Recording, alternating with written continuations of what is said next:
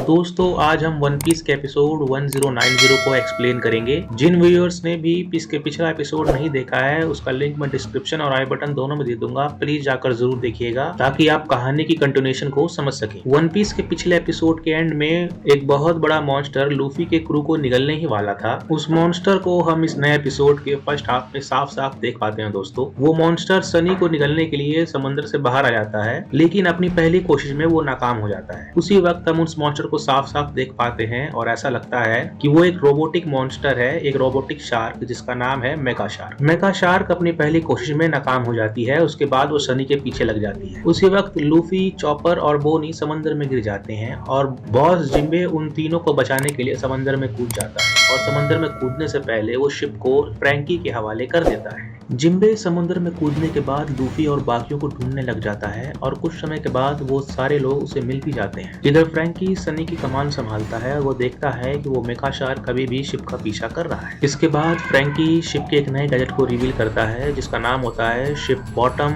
Rabbit screw. वो basically ship के नीचे एक बहुत पावरफुल रोटर होती है जो शिप की स्पीड को बहुत ज्यादा बढ़ा देती है। बेसिकली वो एक शिप को मोटर बोट में तब्दील कर देती है। उसके बाद मेका शार्क अपनी रोबोटिक आई से सनी को ढूंढने की कोशिश करता है और वो जैसे ही सनी को लोकेट कर लेता है उस पर टारगेट लॉक करके वो अपने मुंह से 2 टॉर्पीडो फायर करता है। उस टॉर्पीडो को देख लेता है और फ्रैंकी को बताता है, लेकिन तब तक बहुत देर हो चुकी होती है और सनी को वो दोनों टॉर्पीडो हिट कर जाती है। हिट करने के बाद सनी हवा में थोड़ी ऊपर उछल जाता है और तब लूफी का सारा क्रू समंदर में गिर जाता है और उसके साथ सनी भी उल्टा होकर समुद्र के अंदर गिर जाता है। जिम्बे लूफी, बोनी और चॉपर को बचा लेता है और वो उन्हें बचा के समुद्र के बाहर निकाल लेता है। वो समुद्र के सतह पे सनी का इंतजार कर रहा होता है कि तभी देखता है कि मेका रोबो अब उसके पीछे है। मेका रोबो जिम्बे के ऊपर अपने मुंह से 2 कैनन राउंड्स फायर करता है। उसके बाद जिम्बे लूफी, बोनी और चॉपर से कहता है कि अब वो समुद्र के अंदर जाने वाले हैं, इसलिए तीनों जोर से गहरी सांस ले लें। उसके बाद जिम्बे समुद्र के अंदर चला जाता है, लेकिन वो कैनन राउंड्स उसके पीछे फायर होती हैं, जिसके बाद जिम्बे समुद्र की गहराइयों में खो जाता है। वहीं दूसरी तरफ लूफी का पूरा क्रू अपने शिप के साथ तेजी से समुद्र के अंदर डूब रहा होता है। ठीक उसी वक्त कंगाली में आटा गीला करने शार्क भी आता है और वो मेका शार्क दूसरी बार लूफी के पूरे क्रू को उसके शिप के साथ खाने की कोशिश करता है। ठीक उसी वक्त पता नहीं कहां से दोस्तों एक ब्लू रंग का रोबोट आ जाता है जो कि एक और वेगापंक की क्रिएशन होती है, क्योंकि उसके छाती पर बड़े बड़े अक्षरों में लिखा होता है वेगापंक, जैसे कि शार्क के ऊपर लिखा होता है। उसके आने से ही मेका शार्क पूरी तरह से डर जाता है। उसके बाद वो ब्लू रोबोट एक पावरफुल पंच मेका शार्क को मारता है और वो शार्क वहीं ढेर हो जाता है और लूफी का पूरा क्रू समंदर में कहीं खो जाता है। फर्स्ट हाफ यहीं पर खत्म हो जाता है दोस्तों। उसके बाद हम सेकंड हाफ में देखते हैं लूफी और तरफगार लॉ के अलायंस ने पंक हजार्ड में सीजर क्लाउन से जिन बच्चों को बचाया था और उन्हें बाद में ताशकी को सौंप दिया था, वो बच्चे नेवल ब्रांच के अंदर ताशकी की देख रेख में अपना इलाज करवा रहे होते हैं। ताशकी उन्हें पीने के लिए कुछ कड़वी दवाइयां देती हैं जिसकी मदद से वो बच्चे वापस से धीरे धीरे अपने नॉर्मल साइज में आ जाएंगे। उसके बाद हमें वाइस एडमिरल टॉल नाम की एक नया कैरेक्टर देखने को मिलता है दोस्तों, जो ताशकी को बताती है कि वो हेलमेपू को समझाए कि वो इस तरह रोना बंद कर दे। वहीं दूसरी ओर हम देखते हैं कि सॉर्ड के 2 मेंबर यानी कि हेलमेपू और हिबारी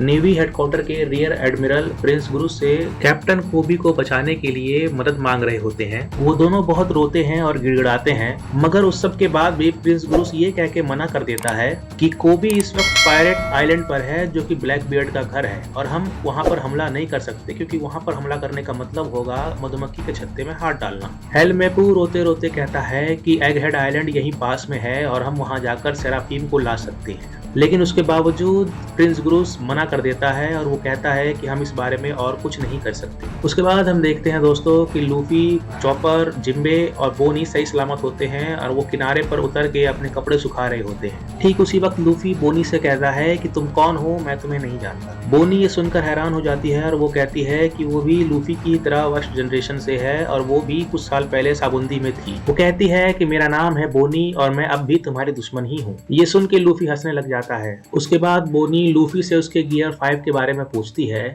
और लूफी कहता है कि जब वो बहुत ज्यादा आजाद हो जाता है तब वो गियर 5 में बदल जाता है। उसके बाद लूफी और चॉपर दोनों कहते हैं कि उन्हें बहुत भूख लगी है और उन्हें आइलैंड पर किसी रेस्टोरेंट को ढूंढना चाहिए। उसके बाद बोनी तुरंत लूफी को कहती है कि ये सरकारी आइलैंड है जिसका नाम है एगहेड आइलैंड और यहाँ पर डॉक्टर वेगापंक की लैब है जो बाकी दुनिया से 500 साल आगे है। उसके बाद हम देखते हैं कि वो बड़ा सा रोबोट लूफी के पूरे क्रू को और सनी को बचा लेता है। उस रोबोट को देख देखकर फ्रैंकी बहुत ही ज्यादा खुश हो जाता है। तभी रोबोट के मिडल से एक दरवाजा खुलता है और वहां से एक लड़की बाहर आती है जो कि कहती है कि उसका नाम है डॉक्टर वेगापंक, और एपिसोड यहीं खत्म हो जाता है। तो आज के लिए इतना ही दोस्तों, अब मिलते हैं इसके अगले एपिसोड में। तब तक के लिए मेरे चैनल को कीजिएगा सब्सक्राइब, वीडियो कीजिएगा लाइक, कमेंट, दोस्तों कीजिएगा share and keep watching my channel.